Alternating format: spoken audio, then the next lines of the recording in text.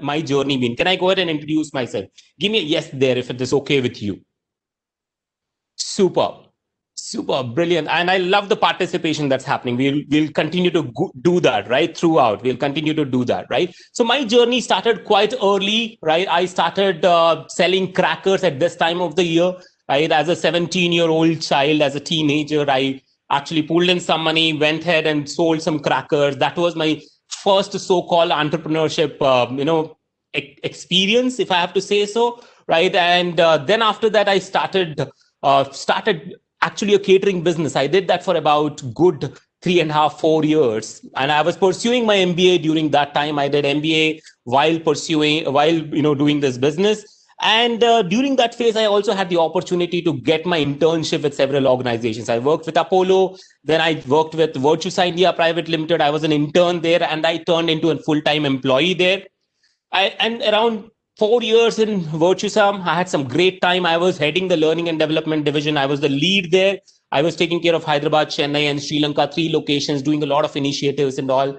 But something triggered in me, and I said, okay, let me do something more. Let me do something big. And when I, quit the organization to start on my own, people around me came and told me, what, Sharad, people will not listen to you. You are still very young. There are two types of trainers who are accepted in the world: the people who with gray hair, people with no hair. So gray hair was out of question, no hair were out of question. So I had to go back to the corporate world. I joined another beautiful company called Broadridge. I worked there for about good 3.5 years. That's my total stint in the corporate world. I did MBA, and while pursuing my career, I also did MSc in psychology, did some crazy work during my 7.5 years stint in the corporate world. 2013, I took a leap of faith and started on my own. I run two companies, and in one company, I'm a strategic advisor. I've been doing some crazy work. Life has been amazing. And last 1 year has been roller coaster ride for all of us. Like you, I'm just the same, right? We all have had some roller coaster ride. But in the last 7 years, I've had the privilege of working with some of the biggest organizations like Wells Fargo. I see some people coming in from Wells Fargo. I had the privilege of working with Infosys, some of the big names out there, right? Schaeffler India, right? So the journey has been phenomenal. So what I'm going to do in the next 1 hour plus that we are going to spend together, I'm going to try and decode what I learned. I'm not going to give you some theoretical stuff that we picked up from books and all that. That's not my philosophy. I'm going to deconstruct what I learned in the last decade or so, and I'm going to present to you. And my invitation to you is this. When we really want to learn more, there are two simple things that we really need. Number one, I request you to ask a lot of questions, right? How many of you will ask me a lot of questions? If not me, right? If not me, ask yourself some questions, right? If there are some moments of reflection that comes in, there is no right or wrong, right? There is no right or wrong. It's just that reflection. And when you reflect on, you will have some deep insights coming. So my sincere invitation to you is please ask some questions, right? The more questions you ask, the more reflection you will have. Second thing, I request you to be a little open, because some of the things that I'm going to share with you may be a little, not really comfortable, because it pinches you at times. And when I do this session, when I talk about such things, a lot of time it gets uncomfortable, right? And I learned this: comfort is the enemy of champion. When we are in discomfort, we are learning something. In comfort, we don't learn a lot of things, right? And just to sum up my entire journey and what all of this led to, it's about 2.5 months that I wrote my first book, which was out 2.5 months. I took 4 years to write the book. It's called The One Invisible Code. And a lot of insights that I'm going to share right now are also there in that particular book. So if you feel inspired, and if you are an avid reader, please go and grab a copy of this book from Amazon. So with that thought, I request you to have two intentions. Number one, ask a lot of questions. Number two, have that positive outlook, explore some avenues when I share this with you. So with that, I want to ask you a first question, because I'm going to have an interactive session, no gyan here, right? So I'm going to ask you a very simple question even before we lead into the session. What's the definition of leadership? How do you define leadership? What is the simplest form in which we can define leadership? What's your definition of leadership? Go ahead and tell me in the chat section there. What's your definition of leadership? Somebody says influence, ability to influence, to guide, right? Go ahead, let that chat window go. Let it be in the fast mode, right? Be an example, inspire others, right? What else can be a simple definition of leadership?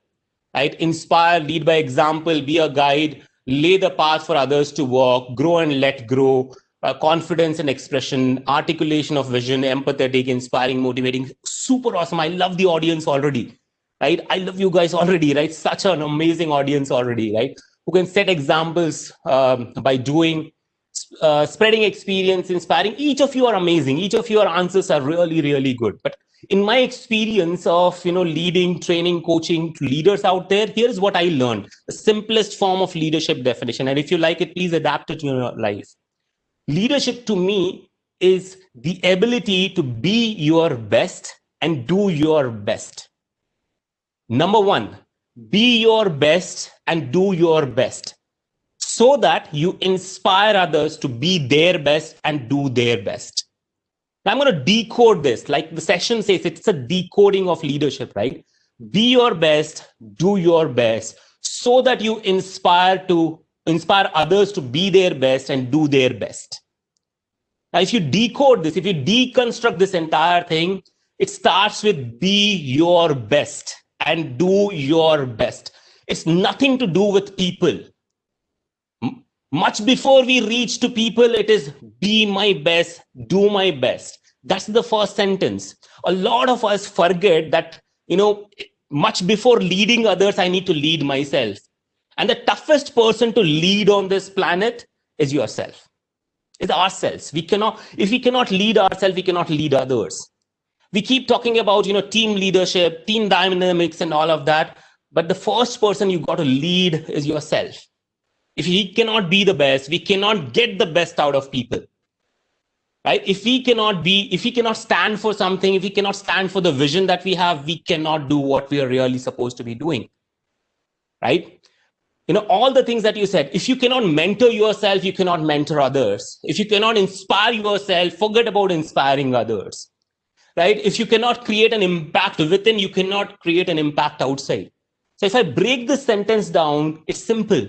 Be your best, do your best. So that now the second part of the sentence is to inspire. Without being my best, without doing my best, I cannot inspire others. A third section, be their best and do their best. It's not about making them do what I want. It's not about making them follow me. It is about bringing the best out of them, being their best and doing their best. Lot of times we see so many theories around, we get too when there is complexity, we don't actually follow through. And this is the simplest definition that I use to define leadership. And if you are with me, go ahead and write that entire sentence. Be your best, do your best, so that you inspire others to be their best and do their best. Most people fail at this. Most people want to bring the best out of others, want to inspire everyone, want to influence everyone, but what about us? And today, if you look at, in the last 8 months to 10 months that we see, there is a lot of, leadership failure has been there always, but leadership failure is happening more now because people are not able to follow themselves. People are not able to bring the best out of themselves. Forget about leading others. People are caught in their own problems. Forget about solving people's problems. Right? And that's where leadership disaster is happening today. Much before leading others, we got to lead ourselves. Much before leading others. How many of you are with me on this? How many of you feel that we must lead ourselves first? Give me a yes there if you think so. Right? Be your best, do your best, so that you inspire others to be their best and do their best. So to sum this up and to lay the foundation of the rest of the session, I'm going to give you 3 truths of leadership. And if you can understand these truths, like I said, truths are bitter a lot of times. Right? Truths are very, very bitter at a lot of times. But when we understand them, when we reflect on them, we will see a lot of changes happening around us. So I'm going to share 3 truths with you. And when I share this truth, you might feel a little uncomfortable. I'm warning you already. You might feel a little uncomfortable, but it's okay. If there is an uncomfort, reflect on it. And these 3 truths are the foundation of the entire leadership. We looked at the definition, we looked at the truth, and then we will deconstruct a little more. Right? Number 1 truth in leadership. There are no average teams. There are only average leaders. Type that down if you are listening to me. Right? There are no average teams. There are only average leaders. And if you are with me on this, if you're listening to me, tell me, what do you understand by this? There are no average teams, there are only average leaders. Tell me, what do you understand by this? Number one truth: there are no average teams, there are only average leaders. Type that down there. Type that down there in the chat window. There are no average teams, there are only average leaders. And I say this because here's the thing: if we say leadership is all about influence, if I'm average, my team will be average. But if I look at my team and I say, my team is average, they are not doing their best, they are not doing anything and everything and all that, I assign them tasks, there are escalations and all that. It is a leadership failure. It's not team's failure. The team doesn't fail if the leader is good. If the leader is being his best, doing his best, the team will be their best and do their best. Most often I see leaders actually going back and blaming their teams, but they don't reflect upon, because a leader's failure is a team's failure is a reflection of leader's failure. And I'm saying this, why? Because leadership is a responsibility. Leadership is responsibility. I'm going to give you an example. I'm going to give you a very simple example. Let's not look at organizations. Let's look at simple life situations. Many of us in the world, in India, at least, are cricket fans, right? And let's look at an example in the cricketing world. In the year 1996, there was an amazing match played between South Africa and Australia. Greatest ever match played ever in the history of cricket. And if some of you remember, it's the greatest match ever played in the history of cricket. Australia went on to score 434.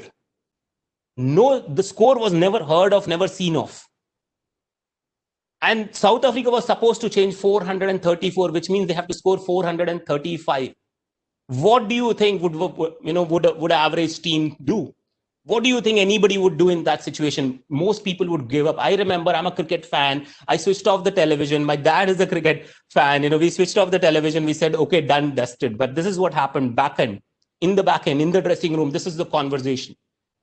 This is the conversation that happened. Yes, South Africa went on to win the match. But behind the scene, what happened there? The entire team, put their head like this, and they were like, okay, match done. South African team was, very, very upset. They thought it's over. By the way, it was a 5-match series, 2 won by Australia, 2 won by South Africa, and it was a deciding match. Right? And here's what happened in the dressing room.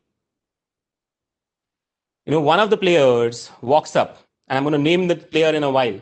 The player walks up. He's the captain of the team. By the way, he's not even the captain of the team. He walks into the dressing room and he comes and says, hey guys, you know what? Bowlers have done their job. Now it's up to batsmen. Let's go out and give the best. And here's what he said. This is a 450 pitch.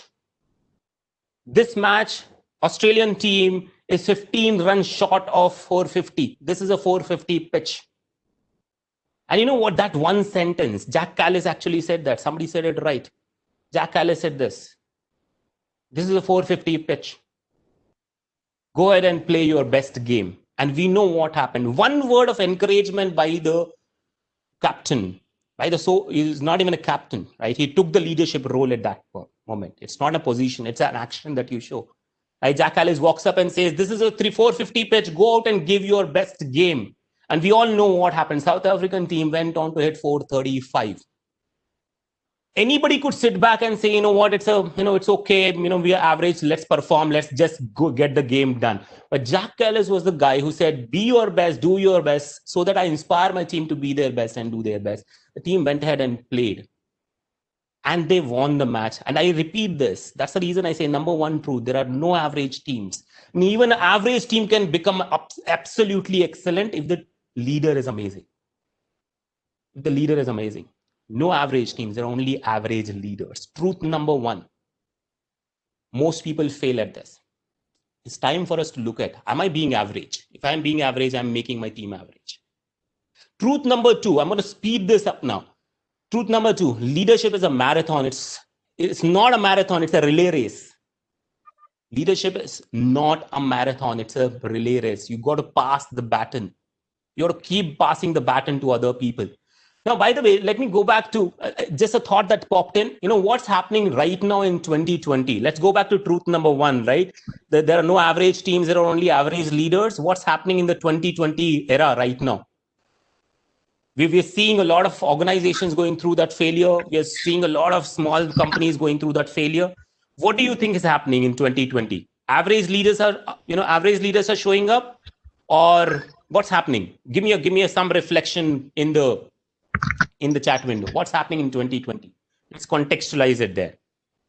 What's happening in 2020? Leadership is not a marathon, it's a relay race. Yes, that's the truth number two. Yes, leadership needs to step up in 2020. There's a short-term vision that's happening. Right? Conventional methods of leading are not working. Average leader sharing, shining like Rohit Sharma. Let's not go there, right? But conventional methods are not working right now. True. Leaders are looking at short-term goals. They are not looking at a long-term vision, right? And I see there are so many organizations who are failing because there are average leaders who have not been able to perform. I want to sum that up and go to the next truth. You know what happens when the times are okay? Average leaders perform. When the tough time comes, good leaders perform. And that sums up everything what's happening in 2020. When good times were there, even mediocre leaders were able to perform. When tough times showed up, only great leaders are able to perform. All average leaders out there have disappeared. They're not able to put their skin in the game. It's time for us to buckle up our game.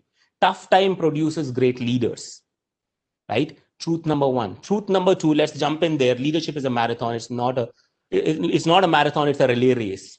Somewhere we need to understand that as leader, again, I love cricket so much. So I give you a lot of examples from cricketing world, right? Greatest cricketer that we have had, or greatest leader that we have had, and I'm a Dhoni fan. Not that some things that he does, I still dislike some things that he do. But here's the thing, he understands that leadership is not a marathon, it's a relay race. And here's something that he said in one of his interviews. And I want to quote him. He said, you know what? I know when to lead the team from the front. I know when to stand next to them and give them feedback, putting my hand on their shoulder. And I also know when I need to step back and let others lead. He knows it very well and he exemplifies it. Right? And leadership, that's the reason I say it's not a marathon. A lot of leaders I see, they are running the race. They're not passing the baton. Right? They're not letting others lead sometimes. How many of you here, I want to ask you, how many of you know as leaders we will have weakness? Give me a yes there if you agree with me.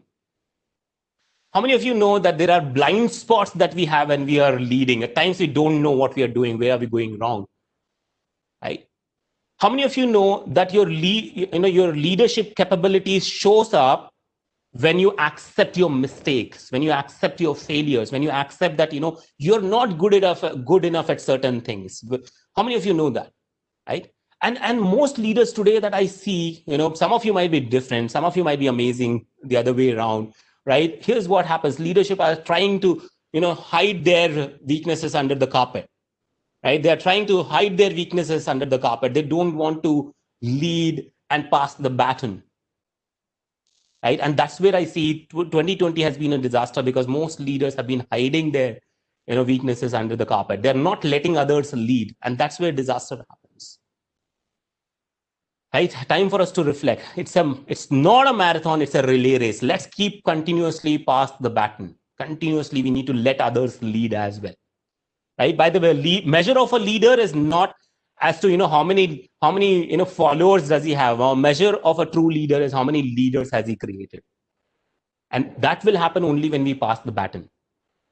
Right? So my question to you is, how many of you are actually creating a lot of leaders in your team? Give me a yes there. Give me a yes, no, whatever you want to say.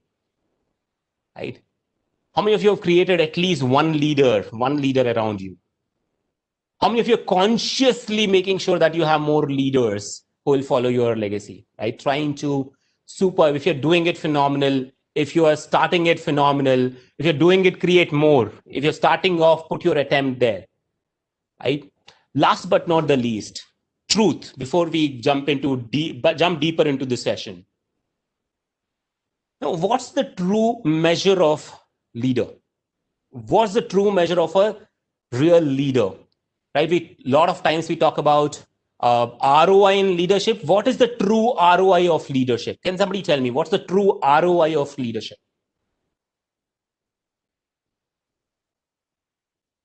What's the true ROI of leadership? ROI is return on investment. I'm sure we all know. Right? Growing leaders, outcomes, right? Generate new leaders. What's the true ROI? If I have to put ROI as a standard of measuring leadership success, I'm just watching the comments there. So that's the reason I'm looking at that side. Right? Bringing happiness in others' lives, making system person independent, creating next level leaders, create more leaders. Right? Superb. I can't. Okay, there's some other comments that are coming in. Right. So here's the thing. Here's the third truth. The true measure of leadership, or the true ROI of leadership, stands in three things. ROI. R stands for relationships that the leader builds. Not the transactional leadership. Not the transactional relationships. It's transformational relationships. Have I built relationships that are willing to go extra mile at workplace, not in personal life?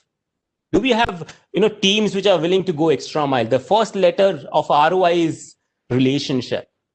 Have I built that relationships around? Today in 2020, I see the relationship falling apart. Today I see, when we decode this entire 2020 as an age of disaster, right? The relationships are falling apart. You say, I'm working from home, so let me take care of my own self. A lot of things are happening around that. The second one, R for relationship, O for opportunities. Has the leader created enough opportunities for people? It's not about creating opportunities for self. It's about creating opportunities for others. Has the leader created a lot of opportunities for others? Opportunities to grow personally as well as professionally. Now, a leader must grow his team by creating more and more learning opportunities as well opportunities to take challenges. And the last one, ROI, relationship opportunities, and I is impact. The impact that you are leaving behind. And I want you to do this a little exercise sometime when you find time. It's a longer exercise, but I just want to sow that seed of thought in you, and maybe you can go back and reflect on this one. I talk about impact a lot of times in my longer sessions, but here's what I want you to do. To measure the real impact, imagine, fast forward 20 years, 15 years, 10 years down the line, you're retiring. You're retiring on one fine day and you have a retirement party, and where all the people that you led came. All the people in different organizations, they came to you, and they are in the retirement party. And what would they tell you? What would they tell you that you left as an impact on them? What are those 5-6 words that will come in unanimously? What are those 5 or 6 things that they will tell you? All the people who you led in your entire career, what will they tell you on that day? Will there be things that they will tell you which are not cool enough, not comfortable enough? If there are some things that are like that, maybe it's time for you to correct them right now. Right? All the people that you led came to your retirement party, right? What will they tell you? What will they tell you that day? Right? Think about it. Fast forward, sit back and reflect. I do this exercise, and a lot of people sit down and cry. Right? They say, what, maybe I'm not doing the right thing right now. And that's the reason people may not tell me right things. They may say, what? You're a great team, but you're a great leader, but, and everything that follows after but is something that they are scared of. And it's time for us to reflect and see what impact are we leaving behind. Third truth of leadership, the real measure of leadership, the real ROI of leadership is the relationship that you build, the opportunities that you create, and the impact that you leave behind. It's not the impact that you're creating now, it's the impact that you leave behind. Because a lot of times we say leadership is legacy, right? Legacy is what you're remembered for once you're gone, right? So take a moment and reflect on these 3 truths. These 3 truths, which are like awesome. And the once you reflect on these truths, you'll see a lot of great stuff happening around, right? How many of you are with me right now? Quickly repeat the three truths that we said. Go ahead and tell me the three truths. ROI stands for what? ROI stands for what? ROI stands for what? Quick. I love that. Some of you are writing down everything. Superb. Relationship opportunities and impact.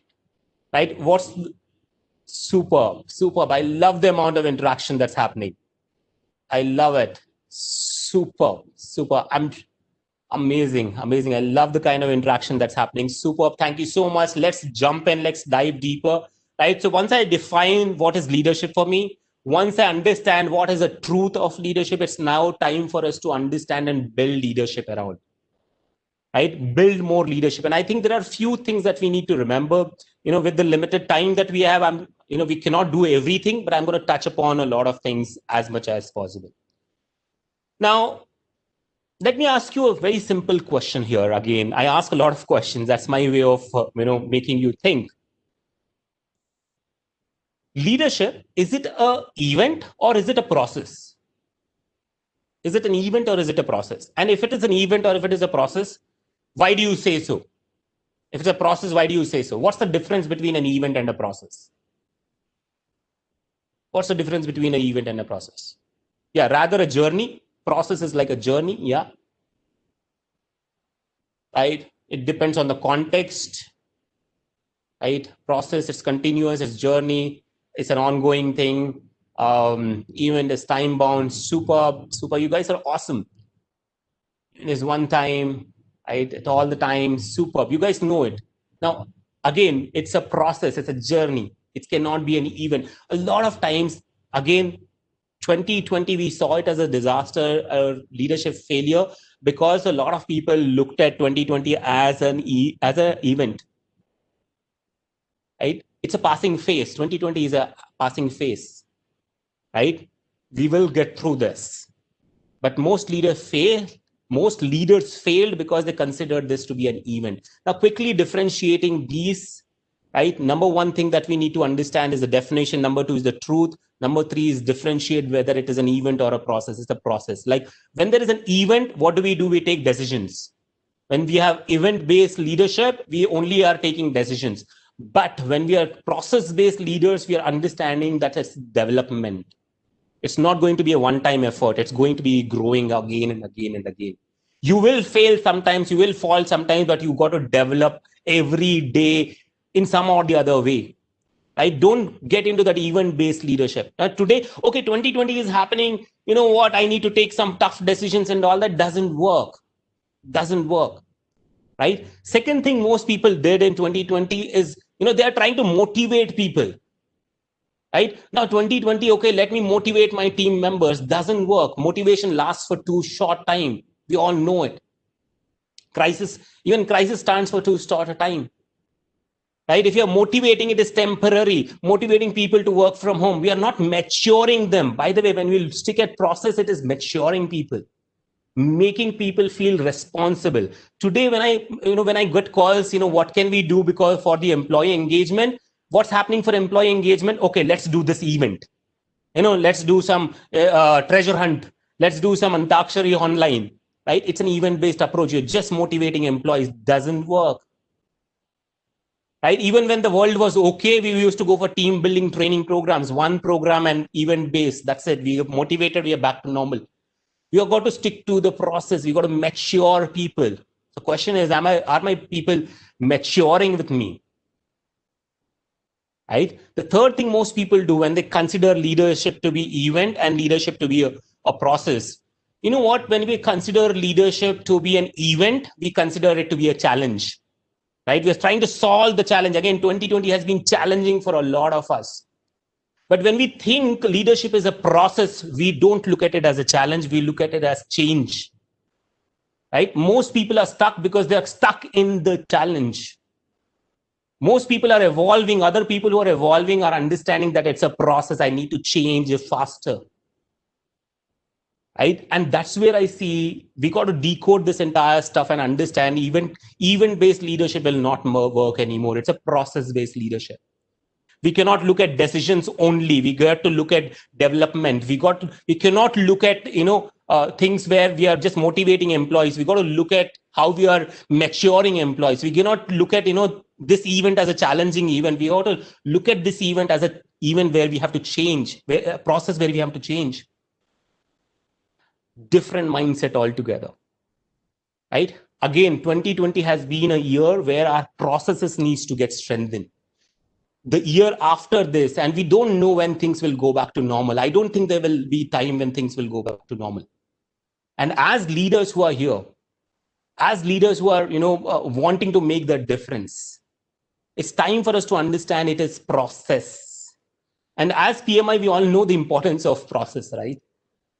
Leadership is also a process. It cannot be event-based leadership, right? We got to mature with time. We got to change with time. We got to develop with time. And to sum this up again, sum this entire point up, leadership doesn't happen by accident. When even accidental leadership is event-based leadership. Leadership happens with intention. Mike, I'm going to ask you a tough question again.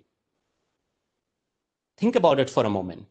How many of you intentionally have a development plan, both professionally, financially, psychologically, in all aspects of your life? Intentionally, you have put a plan for 2021. 2021. Intentionally. Because like I said, going back to my question, be your best. Going back to my definition, be your best, do your best so that you can be your best, so that you can inspire others to be their best and do their best.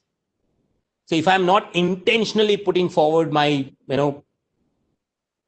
plan for 2021, if I'm not intentionally taking care of my leadership, if I'm not intentionally taking care of my own growth and the growth of my own team, I'm not doing the right thing. Maybe it's time for us to reflect. Hey, there's some questions, long questions that are coming up. We will certainly take all these questions towards the end, right? I will certainly have a exclusive time for Q&A. So we will look at that one in a while, right? I think Rahim had a long text that he shared. We will make sure that we answer that, right? So make an intentional plan for your growth, right? Make an intentional plan for your growth, because you don't grow, your team doesn't grow. Right? Again, it's a process. It cannot be an event, right? Everyone with me so far, give me a yes there. Give me a yes there. Right? If you're inspired to create a plan, please go ahead and do it. Please go ahead and do it. How many of you are enjoying the session so far? I just want to get that energy back as well. On a scale of 1 to 10, are you with me? Right? Superb. Brilliant. I love it. I love the energy that is coming back to me. We live in this weird world, but we just have to change with the time. Super. Right, Rahim, thank you so much. You like my energy. I like the energy that is reflecting back as well. So let's go deeper into it. I'm just going to put a few more things together to stitch this entire thing. Again, repeating, we looked at the definition of leadership. We looked at understanding the 3 truths of leadership. We also looked at understanding that leadership is not event-based. It's a process-based. We mature with time. We don't want just to be motivated. Fasting, taking these things forward, right? Now, let's again deconstruct and see what are the 4 important components of building that inspired leadership around us. What are the 4 important concepts? Now, so primary responsibility is to be my best, do my best. But is that enough? Right? Be my best, do my best, make my team to be their best and do their best. But will that only work? Will that work in the real world? What else are the things that we need around us so that we grow together? In addition to being my best, doing my best, in addition to making sure that my team does their best and do their bring their best, what are the other things that we will need? Communicate. Speaking, okay, common goal, empathy, superb. You guys know it. Togetherness, okay. Being in a process, constant mentoring, superb. I love that one. emotional quotient, transparency, vision, all of that. So let's sum this entire thing up. Let's sum this entire thing up and tell me what would be the superset of all of this. Superset of all of this. What would be the superset of all of this? Attitude, plan, right? Again, we're looking at, like, let's say I imagine a tree. We are looking at the roots, and we are not looking at the roots. We are looking at the fruits. Tell me what would be the root of all of this.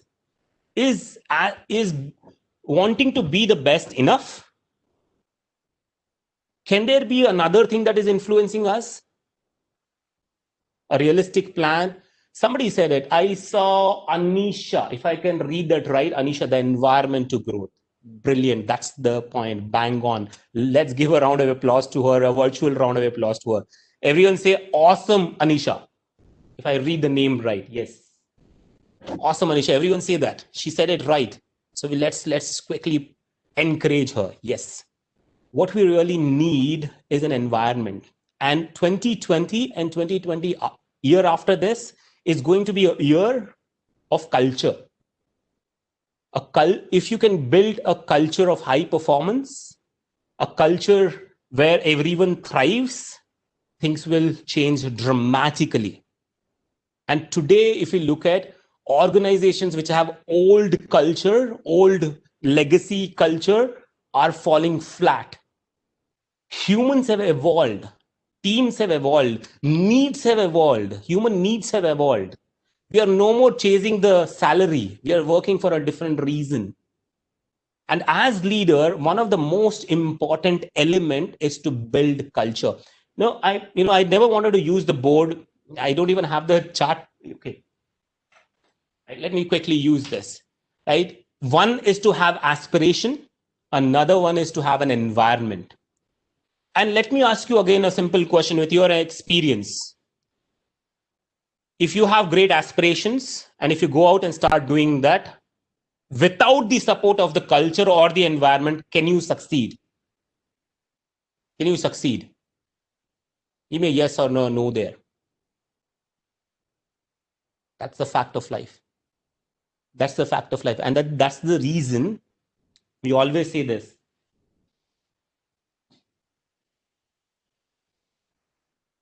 E is greater than you, which means your environment is greater than you. Your environment is more powerful than you. You might be wanting to be your best. You might be wanting to do your best.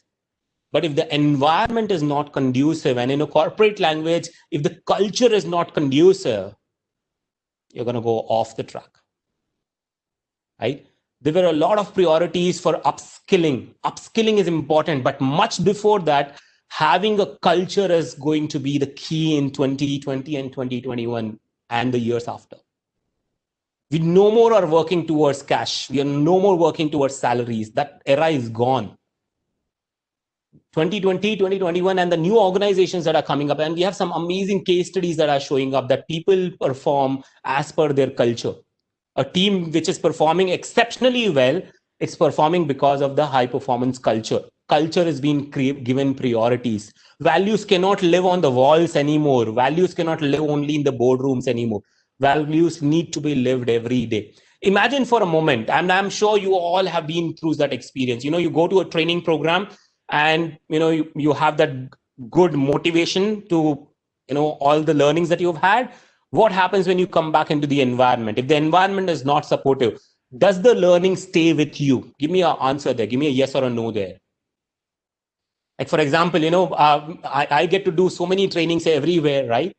So people are sent for an innovation training. I'm this 261st trainer to do six thinking hats and lateral thinking training in India. And people come to my training and they say, we want to build innovation culture. And that's the reason we want to nominate everyone. And they come in with all the energy and then they go back. They're not given space to think innovatively. Their ideas are being killed. Right? What do you think would happen in a situation like that? What would happen to the motivation of the individual? What would happen to the to the performance of the individual? Would they want to do their best, be their best? Never. Somebody said it right. In fact, the learning never happens in a bad environment. Even if we want to change, we need the support of the culture of the environment. So the number one priority, in addition to all the things that we learned so far, 2020 and 2021, number one priority is build a high performance culture, and write that down there as a reinforcement of your learning. Number one for you and for your teams is to build a high performance culture. Number one priority of 2020 and 2021. Go ahead and tell me there. Number one priority is to build a high performance culture. Go ahead and tell me there in the chat window. So we're just deconstructing what do we need in 2020 and 2021. We don't need training programs. That's important. We need to upskill. But much before that, we need a culture. We need a culture where everyone feels belonged. We need a culture where people want to come to work. We cannot come to work, but we want people to come to work inspired, right? That's the world that we live in today. We do see. Just imagine, just to sum this entire thing up. You know, I think most of us would be of the same age group here. You know, our elders worked for survival, right? You know, they wanted to get that basic needs met, right? House, we wanted a decent house, we wanted decent safety. All of those needs are taken care by the generation which was before us, right? They gave us enough security and safety. We are playing at the equal level. We are not doing so much. We are just maintaining it. But if you look at the next generation that is coming up, they are least bothered about jobs. They are not threatened by the jobs unsafety and all that. They are not insecure because their basic needs are taken care. Right? And in a situation like this, if you don't create a culture where they are inspired, they'll quit the job. And that's the reason I say number one priority for the next generation. And I think 10, 20 years from now, it's only going to be culture and culture and culture. That's how it is going to be, right? So the number one priority is create a high performance culture. Now let's contextualize to, the project management itself. What do you think are the things that we must do in our current culture to encourage PMI practices? Give me some responses there. Give me some responses there. What should we do to encourage in the current, certifications are some things. What else should we do to promote? Let me put that word there, to promote PMI as a way of life at the corporate level. What should we do to bring in that cultural practices around? What are the things that we must do? Alignment with the peer management first, avoid over location, motivation trainings. Okay. Empower them, be inclusive of people. Superb. Okay, leaders first follow practice, right? Make them follow the practice. Acceptance to adapt PMI. Brilliant. How many of you believe that we need to make the management again follow that PMI? But for that, we need to be a salesman of this. We need to sell this. We need to become the salesman or the advocate of PMI. Give me a yes there if you agree with me. Right? You got to go and sell this. You cannot sit back and say, what, they will accept it anyway. You got to sell this. As stakeholders, you are the stakeholders there. You got to go and sell it. You got to do it every day, not once, not twice. You got to make selling PMI practices or agile and all that as a priority for you. You cannot do it otherwise. Right? Now, number one priority is culture. And as a PMI community, let's go ahead and start selling it to people that these are the practices that we must follow. Right people at right place, avoid biasness and all that. Super. All of those are super cool. If that's the number one priority, what is the number two priority in 2020 and 2021? What is the number two priority? What is it that we must do? One, we said culture. Go ahead and tell me what could be the second thing that we must do. Give me a yes there. Empathy. Okay. All of that should be the part of the culture, empathy and the softer aspects. Give me some more answers. Rahim says innovate. Okay. Give me some more answers. What are the other things that we must do? Continuous learning. Right. Superb. What else? What else? What else? Come on, guys. We are just a little more halfway through the session. Innovate. Continuous learning. Innovate. Be good and social citizen. Okay. Okay, walk the talk, do and reflect. Okay, what's in it for now? Improve every day. Me. Okay, communication. Super. Now, here's what I feel. If the number one priority is culture, the number two priority is to innovate. Now, innovation, let me put it down in a very simple way. Innovation is about change, right? 2020 and 2020 forward. I'm repeating these words because that's the session that we are in, right? If we cannot have old ways of doing it. We cannot have old ways of doing it. We got to change this. Number two priority of a leader in the era now and the era after this is going to be change, right? And change can only bring innovation. Give me a yes there if you agree to that. If you agree to that, change and innovation. Change and innovation is the number two priority, right? Number two priority. But tell me something. Why don't people change? Why don't people innovate? We all know it. At a surface level, we all know it, that we need to innovate. At a surface level, we know 2021 after and all that, there are crazy amount of innovations that are happening, right? But why don't we change? Comfort zone, resistance, opportunity not created or not given. All right. Superb. I love the kind of interaction that's happening. Love it. Fear of failure, mindset, nothing can change beyond this, right? To improve. Right? So let me use the board today. Right? A lot of times people say, you know what, it's lack of inspiration, lack of learning, lack of all of this. But here is what I feel. Most people do not change because they don't understand that change is painful. How many of you agree to that? How many of you think that change is painful? Again, give me a yes there. And once, if you understand that change is painful and I need to understand my relationship with pain, the day I understand my relationship with pain, everything will come to a space where I understand stuff. I understand why I hesitate. I understand why I don't feel inspired. I understand why I procrastinate. I understand why I don't motivate. Most of us do not understand our relationship with pain. And in a moment, I'm going to explain how our relationship works with pain. Right? And if you have a pen and a paper, please make a note of this. This is going to be one of like the $1 billion lesson that you will come to. Because when I learned it, my life changed completely, significantly. Right? We need to understand what is our relationship with pain. Right? Let's look at this.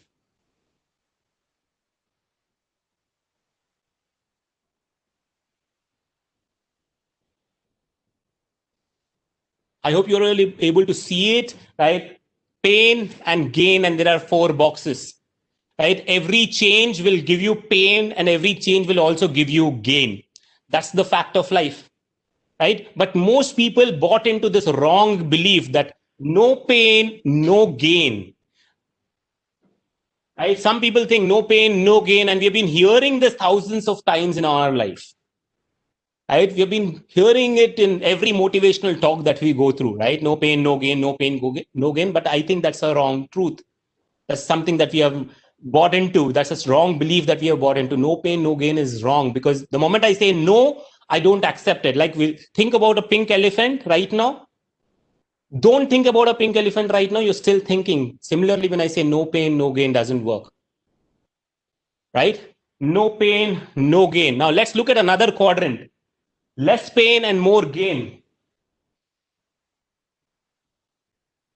I call that quadrant as quadrant of illusion. Right? A lot of people want a lot of gain, but they don't want to go through the pain. They want to change. It's like this. Everyone wants to go to the heaven, but nobody wants to die. Everyone wants to go to the heaven, but nobody wants to die. Ask everyone, I want to go to heaven, but do you want to die? No, I don't want to die. A lot of people say, I want to have a healthy life, but ask them, do you wake up at 5 o'clock and take care of your health? Do your, necessary things? Do you eat healthy? No. You know what? I want a lot of money in the, bank, but do you invest wisely? Maybe yes, and all that. Do you buy into that Amazon flash sale? Yes, I do. But do you invest wisely, save wisely? No. Right? People want more gain, but without any gain, without going through pain. That's an illusion. It's not going to happen. Some people assume that if I go through a lot of pain, there will be less gain. Why do it for my team? Why should I do it? Anyhow, my team is not going to do it for me. Why should I care for people? Why empathy? I mean, it's all painful. Anyhow, they are not going to change. Anyhow, they are not going to change anyway. Why should I do it? Right? And again, that's a zone of illusion. More pain will lead to less gain. If I go through all the pain, I will anyhow not get anything. It's just a story that you're making up in your mind, just an illusion that you're creating in your mind. And the final truth, somebody wrote there, but I'm going to explain this a little more. The truth is, the real fact of life is this. This is where change happens. This is where change happens. More pain leads to more gain. Today, most people are unwilling to go through pain. Today, most people are hiding behind hiding under the table so that they can avoid pain. Most people don't want to go through pain. But the fact is, more pain leads to more gain. Look at history. Anybody who went through more pain had more gain. Look at Martin Luther King. He went through so much pain and he was assassinated. Right? Look at any great history. People who went through more pain create transformation. People who went through more pain, they created innovative things. People who went through more pain changed the face of this world. Right? That's how it is. More pain gives you more gain. If you understand this relationship, at more pain, if I'm going through more pain, I will eventually get more gain. People don't understand it. Okay, I'll just give you a little thought to sum this entire thing up. You got to innovate. Innovation is painful, and you got to understand your relationship with pain. Our own Mahatma Gandhi, absolutely, Selina. Right? The fact is, pain. And write this down. Write this down somewhere. This is the most profound statement that you will hear. Write this down. Pain gives birth to new life.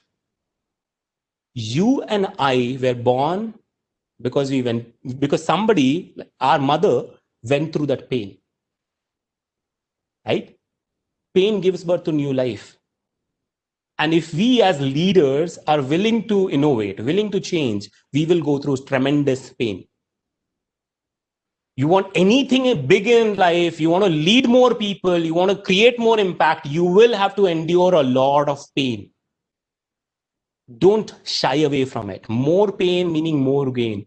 If you go through pain, it will give birth to something new. If you go through more pain, it will give birth to innovation. If you go through pain, you will create something magical for your own teams. How many of you are with me on this? Again, write this down. More pain gives birth to new life. Go ahead and share that. You go ahead and write that down there. Go ahead and write that down. Pain gives birth to new life. Don't shy away from pain. Innovation is difficult. Change is difficult. Leading more people is difficult. Being empathetic is difficult. All of this is painful. All of this is painful. I understand it. Right? It's difficult when your team sometimes is not performing and you have to go tell them 1,000 times. It is painful. But that's what leadership is. More pain that you're willing to endure, more gain you will eventually have. Right? So, number 2, innovate. For innovation, be willing to go through pain. By the way, we don't know when this pandemic will end. It is painful for many of us. It is painful to work behind these cameras and all that. Right? It is painful, but we got to endure this pain. Right? That's how life is. The third thing, and that's the final thing that we're going to bring in and plug all of this together. So number 1 priority of 2020 and 2020 after 2020, right, is number 1 culture, number 2 innovation, and for innovation you got to go through the pain. What is number 3 priority? Top third priority in 2020 and year after? What do you think is the third most important priority of our times now? Go ahead and tell me in the chat section. Some of you guessed it right. Last one, you guessed it right. What is the third one? Right? Somebody says learning. Right? Build sustainable solutions. Change is looked at. Anurag, we looked at change, right? In a different context. Buying your book. Oh yeah, go ahead and do that. Right? Handle normalcy, adaptive, open to change, right plan. Future is now. Yeah, future is now, obviously. Okay, the third thing, again, somebody said it already. The third thing that we need to go through this phase and go through the year after this is our ability to learn and adapt faster. We cannot delay it anymore. And let me tell you this: culture, innovation, and ability to adapt faster. Usha summed it up entirely, right? Learn and adapt faster. Learning happens when we fail. Learning happens when we intentionally go ahead and do it. We don't need the organization to come and tell us, go and attend a training program. We don't need somebody to put a gun on our head and say, go do that certification. We don't need people to come and tell us. Our learning is our priority. Our learning is our responsibility. And the person who's learning and changing faster is the person who's gonna be there in years after. A person who is not learning faster and applying all of this, not willing to fail, they are going to disappear in the market. Right? That's the fact of, we don't need somebody to come and tell us, fail fast, learn fast, go do your training programs, go to your certification programs and all of that. Right? And that's where you will see massive changes happening around you. 3 priorities: culture, innovation, and learn faster. For learning faster, you got to fail faster. Again, to think about it, my question, I am asking a lot of questions, and my question is, why don't people learn? We know we have to learn faster. We have to, when we learn, we have agile thinking as well. Right? We become more flexible. Why do you think people don't learn faster? Why are people hesitant to fail? By the way, as leaders, we should allow our team members to fail as well. You cannot just say, oh, you should succeed always. Fear? Can it be something else, Pawan? Why don't we learn? Comfort zone? Right? Some of us have comfort zone. And what does that comfort zone, where does that comfort zone come from? Is it really a comfort zone? Good with what we know. Superb. Rahim is awesome. I'm just loving the comments from Rahim. We don't see the ROI. Yeah, realizations isn't there. We avoid failure. We still are loving the stability. We are lazy. Something that I want to say right now, and you may dislike it again. Let me write it down here. And I'm going to write it down while hiding it, okay? Most of us don't learn, or most of us don't embrace the fast pace with which the world is running, is because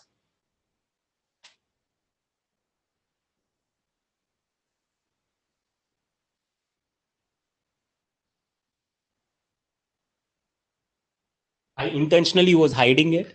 Right? If you can see what I wrote, write it down. Otherwise, I'm going to read it out anyway. Right? What do you see here? This is a disease that is widespread right now in the community, everywhere, more than the corona. If you can read it, it says, I know everything. Right? Somewhere we are getting into this habit of, I know it all. I mean, I don't need the learning. I don't need to go and get certified. I don't need to do this. By the way, not just you will see this in your culture as well. And as a leader, you got to change this. This is killing the market right now. This is going to kill the entire. By the way, how many of you know something that maybe when you started off your career, you had some list of skills, some list of certifications. They are invalid right now. They are no more useful, right? Not completely useful as of now. How many of you think so? Right? Something that you learned in the college time, right? It's no more there. Right? Sai says it's so. I do. That's what Sai says. Yeah. That's the fact of life, right? And the pace at which the things are changing, the pace at which everything is getting into, complications right now, the fact is we got to learn faster. We cannot say, I know everything. Just imagine, going back to reflecting on the statement that I said, we influence people, right? If I as a leader say, I know everything, what will my team do? What will my team do?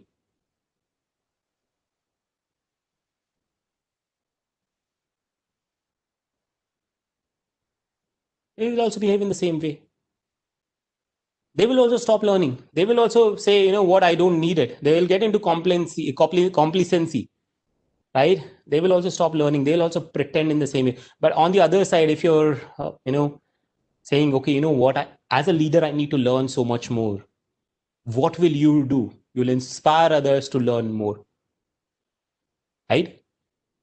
There's so much that we can do as leaders when we follow these three things. And there's so much more, but with the limited time that we have had, right, we're almost like coming to the Q&A section, right? There's so much more that we can do in leadership, but these three, I think, are the top priorities of 2020 and 2021. Culture is going to be the key. Look around, the startups that are coming up today, the new organizations that are coming up are focusing on culture more than anything else. We say culture eats strategy for breakfast. Right? You might have a great strategy, but the culture is going to eat the strategy. Right? Can't live without culture. You got to make that as a priority. Number two, you got to make sure that you're innovating faster. To innovate faster, you got to change faster. To change faster, you got to go through the pain. It is going to be painful. You cannot sit back and say, I don't want to go through the pain. The third one is to learn faster. And to learn faster, you really need to drop this thing, say, I know everything. Right? The minute you get into that I know everything, you're in the complacency zone and you're out of the game already. Right? New organizations, new companies that are coming up, they're adapting faster.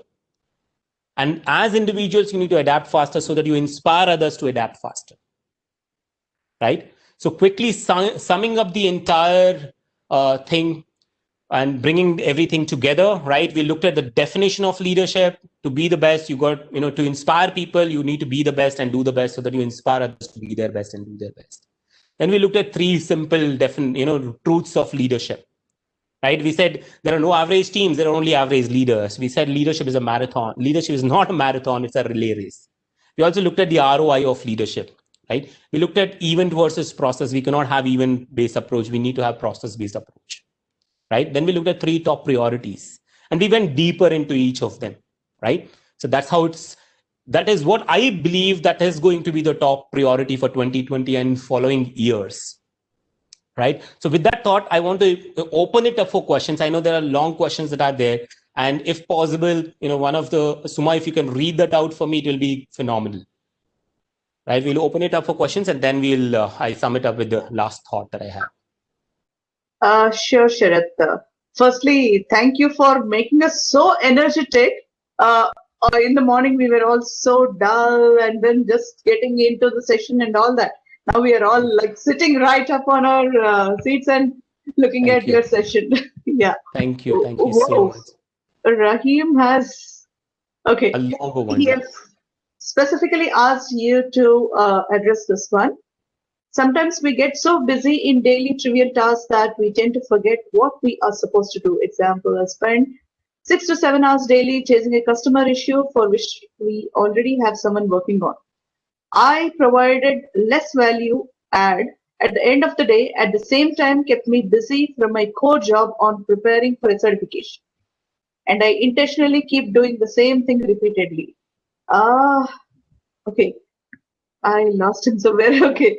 What would be your advice not to get distracted and focus on our goals? I would give an excuse that I tried to be agile and deal with the problem at hand, but it's only an excuse. It does not resolve my concern. Right. And I missed out on something else. Right. Thank you so much. Yeah. Right. Thank you so much, Suma, for asking. Rahim, thank you so much for asking. Thank you, Suma, for reading it back because I couldn't see detail. Right. Mm-hmm. So everyone, not just I think Rahim, but all of us go through several challenges. Now, I think as I said some time back, it has to be intentional. And you put that thing out saying, intentional. As leaders, there are some things that we must do it intentionally and positive things we must do intentionally. As leaders, we have more responsibility than anybody else. So we got to prioritize really, really well. I know it's easy to say, but to do, but that the fact is we have to prioritize. Everyone in the world has only 24 hours. And as leaders, we got to make sure that every minute of ours counts. Mm-hmm. So if we don't prioritize things, if we don't put those plans in place, we are going to go into all the things that Rahim said, distractions and all that. Today we don't see, we're fighting with time. How much ever we do, we are fighting with time.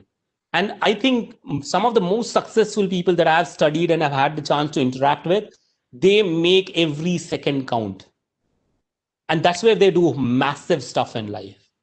So my sincere, humble request to Rahim and everyone, I think make everything that you want a top priority.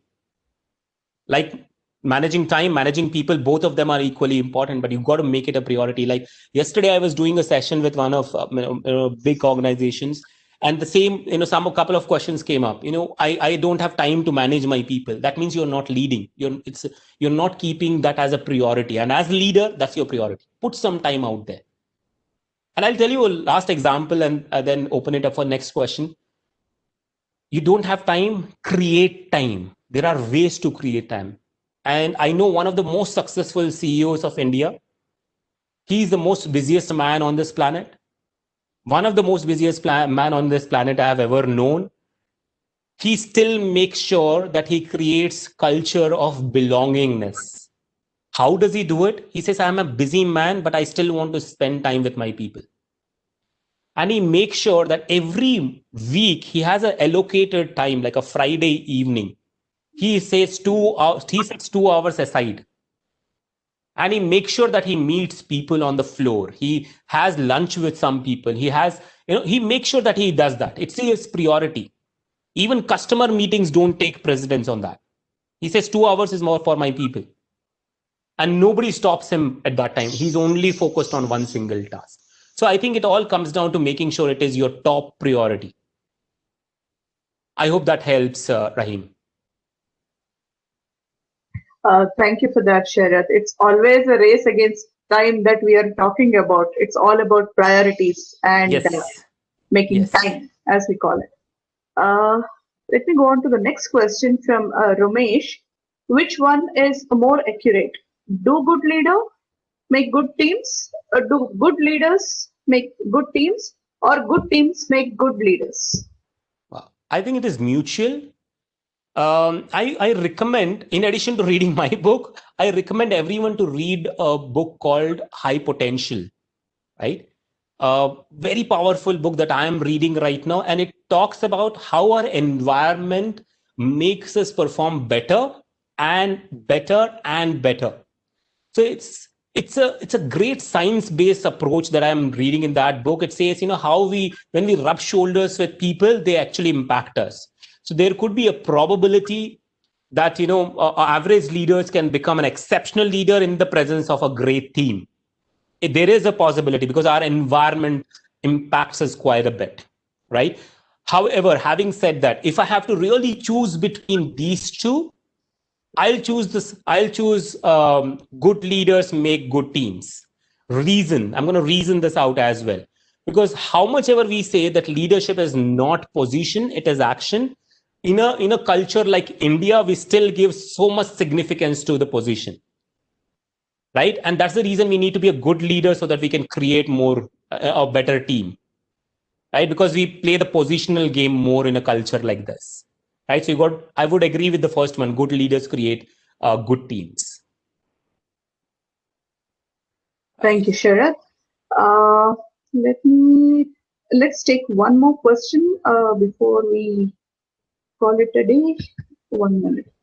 Rudra saying, he asks, how could leaders follow all these principles mentioned by you if they are not getting the right kind of support from their leaders?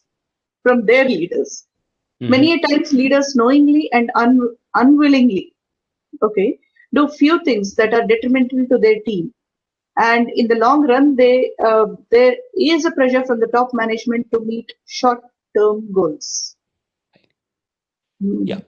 So great question, Rudra, again. I think you stressed on one of the truths that we said. There are no average teams, there are only average leaders. And the toughest thing I think every leader must understand this, that if I'm putting pressure on my team just for the outcome, I'm compromising somewhere, right? If every leader understands the truths that we spoke about, they will be playing the game at the next level. If every leader understands that I have an impact on people, and in the long run, and every person, if they understand that my legacy is being written right today, they will do a different thing. Having said that, now when you are sandwiched between two layers, I understand the feeling that you go through, because when I was in corporates, I also went through that, right? And I think that's when the double shield of a leader comes up. You got to really manage the top layer. You really need to protect the layer that's reporting into you. You got to really level up your leadership role. You got to really play that next level of leadership. It's tough, it's painful, but you got to endure that pain. It is painful. And like I say, leadership is influence. You got to influence at top level as well as at the bottom level. You got to put your foot down. Also, I would recommend something that we all must do. We must stop playing the positional leadership game, which means if boss is always right as an old philosophy, it doesn't work. If somebody is a spade, call a spade. That's what we say, right? You got to play that game. We got to understand. We got to make them understand as well. And if they are not doing that, I think we are building a wrong culture, and it doesn't sustain for too long. So if you're getting sandwiched, play the shield game. Protect you and protect your team as well. It's a tough game, and I think in this short time, I would not be able to give you justice with the answer that I'm sharing, but this is a tough game that you're getting into. Sure. That's what I have to say. It's not a complete answer. I completely understand that, but there's so much that I can talk about in that particular context. All right, Sharath. I guess we have quite a few questions, but let's make time for one more question. I know I'll be sending you all the questions and we'll request the answers. Just let's take one more question here from Roshan Najmullah. He asks, employers and current competitive world wants us to have the know-it-all attitude. This leads us to the I know everything concept. How can we beat this culture around us? Okay. See, great question, Roshan. Was that Roshan? Yes.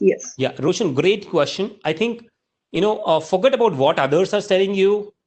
From your end, you got to really maintain that humility between I know a lot of things, but I'm still humble enough to accept that I don't know a lot of things.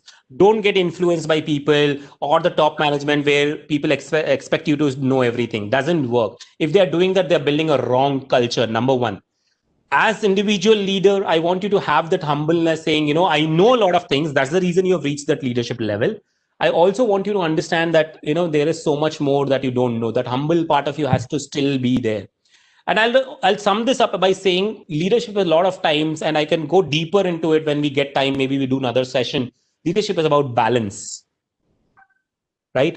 Making sure you balance it out between being firm and making sure that you're being agile, right? You're being flexible. Making sure the times when you need to put your foot down, you put your foot down. Making sure when the time is there, you really say, okay, you know what, I surrender. Right? So it's a very, very, you're walking on that thin rope. That's the role of a leader, and it becomes a little complex at times. But have that humbleness of both. That's when the magic will happen. Wonderful. Thank you so much, Sharath. That was an eye-opener.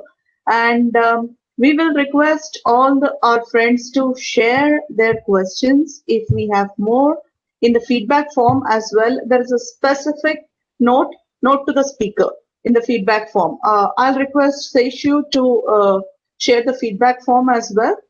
Sharath, you wanted to say something? Yeah, just one quick thing. Just a closing remark from my end. Firstly, thank you so much. I just want to ask everyone to, there is a feedback form on a scale of 1 to 10. How inspired are you right now? Right? Because one of my mission is to make sure I inspire more people.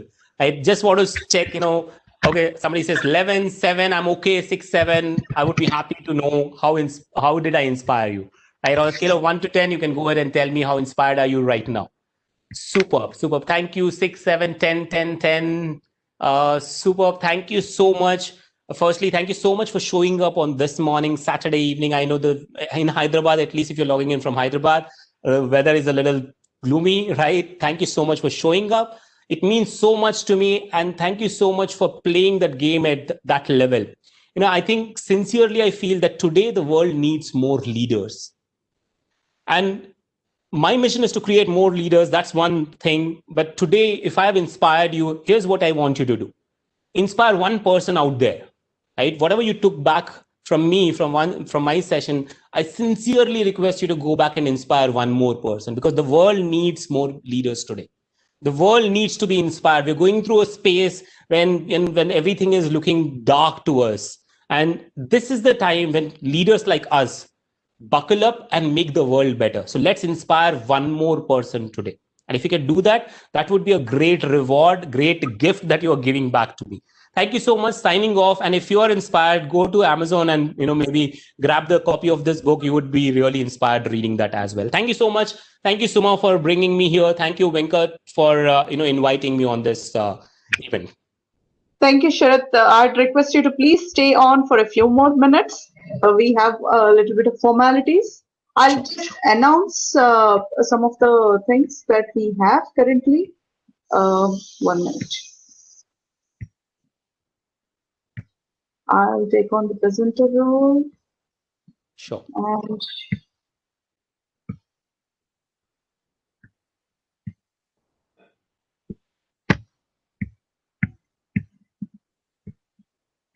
okay, we have a couple of announcements that we are doing.